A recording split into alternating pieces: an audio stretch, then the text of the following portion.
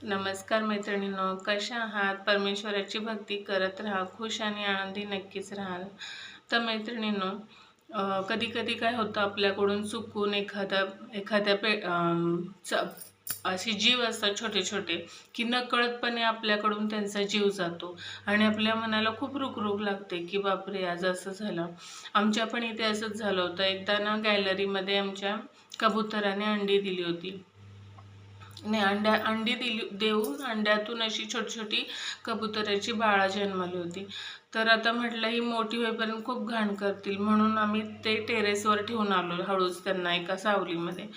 पण ती ती काही लहान छोटी छोटी बाळच होती. ती हळूहळू अशी उन्हात जायची आणि ती तिन्ही पण मेली. तेव्हा मला खूप वाईट वाटलेलं की आपल्यामुळेच त्यांची हत्या झाली. पण तेव्हा मला काय करावं हे समजत नव्हतं.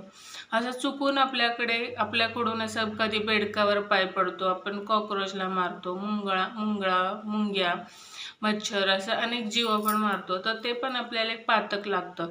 तर त्यापासून सुटका होण्यासाठी, समजा असं काही घडलं, समजा गाडीसमोर आपल्या एखादं कुत्रं आलं, काय मांजर आलं, तर आपण रात्रभर आपल्याला झोप लागत नाही, आपल्या मनावर खूप मोठा ताण निर्माण होतो आणि अशी एक अपराधीपणाची भावना होती की आपणच ते केलंय.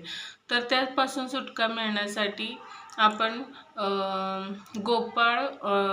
गोपाळ सहस्त्रनाम स्तोत्र हे एकदा तुम्ही वाचा. देवापुढे बसा, मन शांत करा, दिवा लावा आणि गोपाळ सहस्त्रनाम स्तोत्र किंवा विष्णू दामोदर हे स्तोत्र तुम्ही, छोटंसंच असतं ते, 108 वेळा किंवा 11 वेळा वाचलं, वेळ नसेल तरी चालेल. आपल्याला ह्या अपराधीपणाच्या भावनेतून नक्की मुक्तता मिळेल.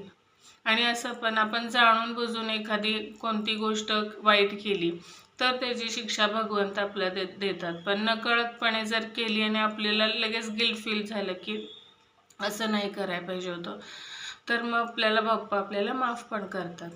पण हा उपाय नक्की करून बघा. नमस्कार.